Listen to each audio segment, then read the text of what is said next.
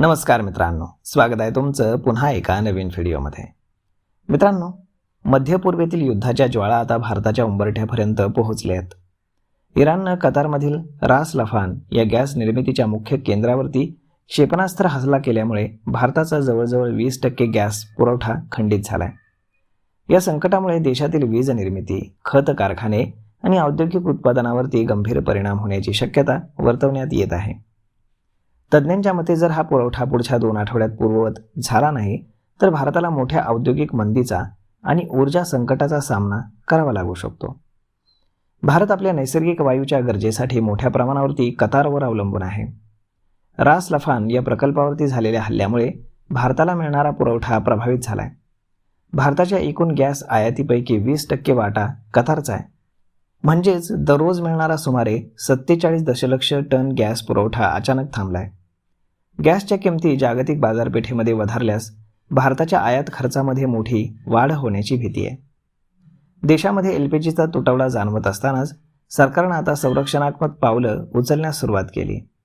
घरगुती ग्राहकांसाठीच PNG आणि वाहनांसाठीचा CNG पुरवठा सुरळीत ठेवण्यासाठी सरकारनं रेशनिंगचं धोरण अवलंबण्याची शक्यता आहे। गॅसच्या कमतरतेचा सर्वाधिक फटका हा वीज निर्मिती केंद्रांना बसेल, ज्यामुळे अनेक राज्यांमध्ये वीज कपातीचं संकट ओढावू शकतं। तसेच घरगुती पुरवठा कायम ठेवण्यासाठी औद्योगिक क्षेत्रामध्ये गॅस पुरवठा कमी केला जाण्याचे संकेत मिळत आहेत। यामुळे कारखान्यांचा उत्पादन खर्च वाढून महागाई वाढण्याची दाट शक्यता आहे। तर इराण आणि कतारमधील संघर्षामुळे होर्मुझची सामुद्रधुनी हे क्षेत्र युद्धाच्या छायेत आहे। हा मार्ग जागतिक तेल आणि गॅस वाहतुकीसाठी अत्यंत महत्त्वाचा आहे।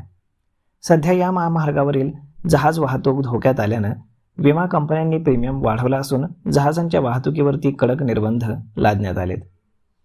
परिस्थितीचं गांभीर्य ओळखून केंद्र सरकार आणि सरकारी तेल कंपन्यांनी पर्यायी मार्ग शोधण्यास सुरुवात केली आहे। रशिया, संयुक्त अरब अमिराती आणि अमेरिका यांच्यासारख्या देशांकडनं तातडीनं गॅस उपलब्ध करून घेण्यासाठी राजनैतिक पातळीवरती प्रयत्न सुरू झालेले आहेत।